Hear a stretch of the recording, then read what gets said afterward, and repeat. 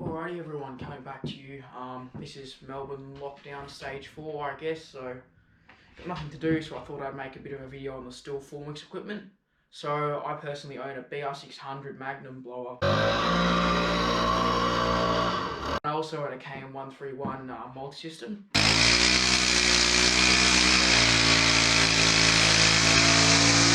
So I'll go over the pros and I'll go over the cons of the Formixes. So I'd say I'll start with the pros.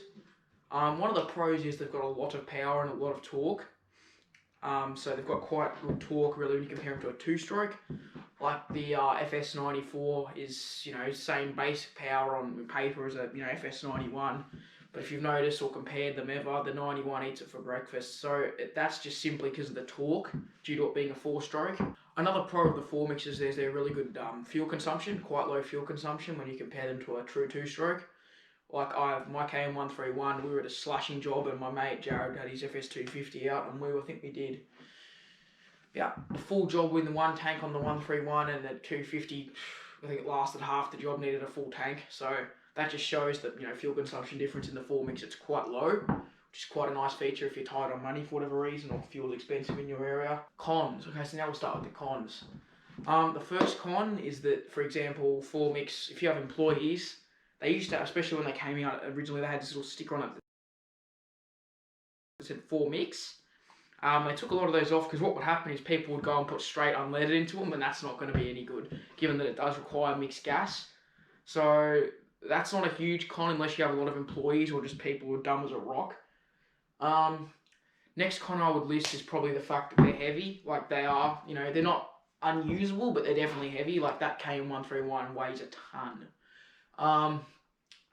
Another con I can think of is they have no in between. You go full throttle or you go on idle, basically is what, you can get them to feather, but it's so hard to keep it consistent. Then it will, start, for example, if you're chord edging, you're laying an edge, hit the throttle and you can sort of get it about right, and then it's just going to shoot up at some point because it can't stay steady unless you've got a really, really good trigger finger. You have to adjust valves on them, so that's not probably the best thing to do if you're not real into servicing your stuff a lot. If you do it yourself and you don't use them a lot, it's not too bad, like myself, but if you've got to take them into a dealer, it adds extra labour, it adds extra parts potentially, and it just makes the machine in general more complicated. They've got a lot of power, and when I say power, I mean torque, as that can also be a pro, it can as well kind of be a con. If you're using it and you rev it, like it will full move in your hands. I'll have to show a video of that, but it's crazy how much power it's got. Yeah, that's about all I can think of. So, valves, it's not like a normal two-stroke. Instead of having 2 cycles to complete a full power cycle, it's got 4. So there's, it's basically internally a 4-stroke running on mixed fuel. Yeah, it's, as I said, it's heavy, it's loud. I mean, one thing I will say is it's not like a 2-stroke loud where they're just screaming off their heads at, 9,000 RPM. It's a lot more of a deeper kind of growl, and I personally like that sound more.